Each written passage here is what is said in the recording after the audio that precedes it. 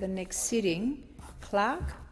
Private members' business. Notice number 4. The member for Goldstein to move motion relating to Jewish Australian Internet Radio. The member for Goldstein has the call. Thank you, Deputy Speaker. I move the motion relating to the Jewish Australian Internet Radio in the terms in which it appears on the notice paper. The member for Goldstein has the call. Thank you. Thank you, Deputy Speaker. Deputy Speaker, J-Air is one of the most important social institutions in Melbourne's Jewish community.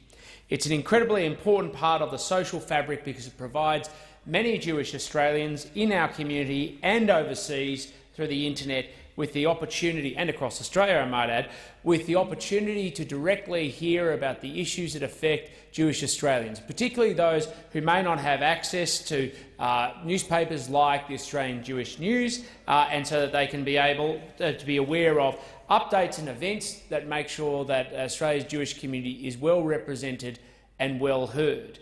It's an incredibly important part of the social fabric of the Jewish community because it provides an opportunity where people can hear those voices. It started in 2014, where J-Air founder Rob Bonchek and a dedicated group of volunteers built the radio station from the ground up. Since going to air in 2014, J-Air has been transmitting on 87.8 MHz, a low-power open broadcast, a narrowcasting station from Glenara Town Hall, and is an authorised user from a third party.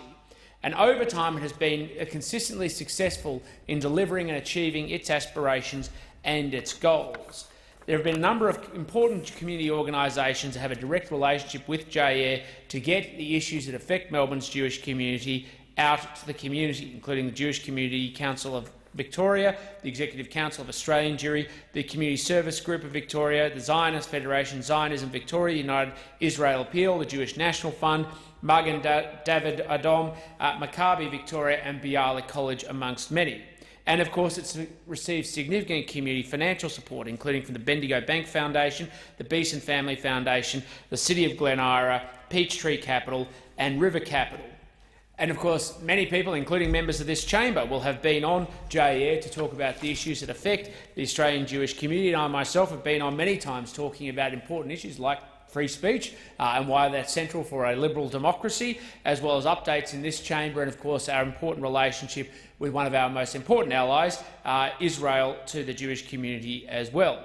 But one of the challenges that J-Air has always faced has been around access to spectrum to be able to broadcast Jewish culture into the Australian context through a proper broadcast medium. They've constantly lobbied ACMA as well as other ACMA and regulators to make sure that they have access to spectrum to have a permanent home, and unsuccessfully. And since then it's been facing challenges around whether it's going to be able to provide the spectrum so that it can receive the spectrum so that it can make sure it continues to broadcast to the general community. And this poses challenges not just because of issues of reach, but the viability of the station itself. Now, once the broadcast spectrum issue is satisfactorily resolved with the help of ACMA, J-Air may be in a position to continue to provide services into the future. And I'm very happy to see the member for McNamara in the chamber and the member for Higgins, amongst others, who are all supporting this push to make sure that J-Air has a permanent spectrum home, because what it will enable them to do is continue their important and vital work for the community. And of course, there are options available to ACMA. Only recently, since January 2020, Western Radio Broadcasters Inc. surrendered its licence to provide a long-term community broadcasting service in that community. Consequently, 97.4% MHz frequency has become available in Melbourne's West RA1 licence area. And ACMA, of course, is considering what they are going to do with this licence. It provides an avenue and opportunity to enable J-Air to find a permanent home. It isn't a perfect solution, but it may be part of a sustainable solution into the future. Because making sure that every part of our community is represented in the media and that people have an avenue and opportunity for their voices to be heard is critical.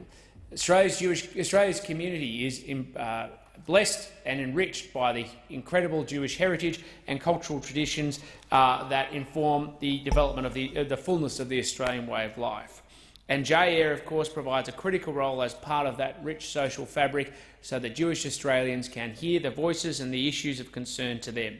And I'm very proudly a representative that represents the third largest Jewish community in Australia, divided between McNamara and Goldstein, as well as Higgins as well.